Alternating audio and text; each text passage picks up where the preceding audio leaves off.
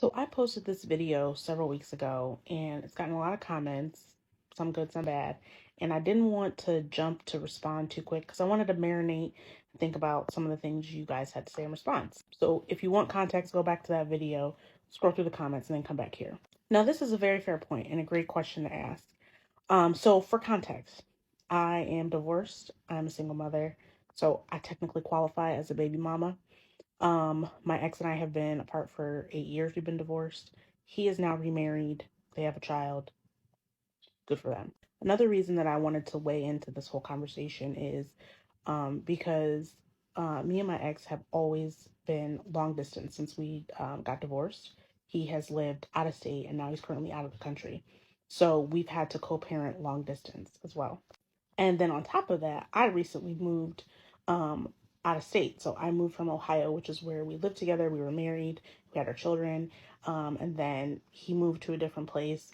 And then I recently moved out of state as well. So, like, all these different factors feed into, like, my opinion on the situation. With that said, I think some of you made some very valid points. One, we were getting in the original video that I was stitching, which she has deleted, by the way. It's not on the internet anymore. Otherwise, I would have linked it.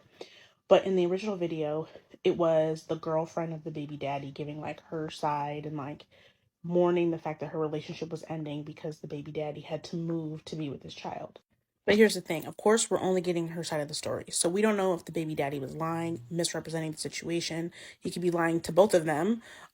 We don't know the context of that situation. So I think it's fair to maybe give the baby mama some grace, as some of you called out. And then the other thing I want to mention that some of you made comments about was getting rid of this bitter baby mama uh, stereotype that people have in their heads, and I think that's fair.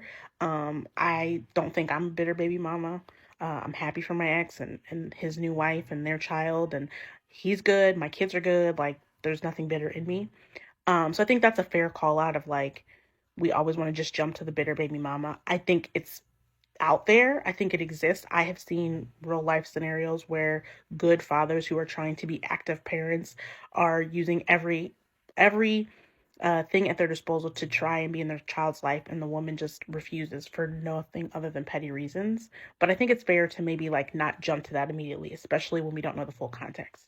But I think more importantly, in the original video that I made, I wanted to call out the comments of people saying that the man shouldn't move. Like that made no sense. Absolutely. It doesn't matter if he's lying or if he's telling the truth. If he's trying to move to be near his child, that should be applauded, whether he's trying to be with the baby mama or not.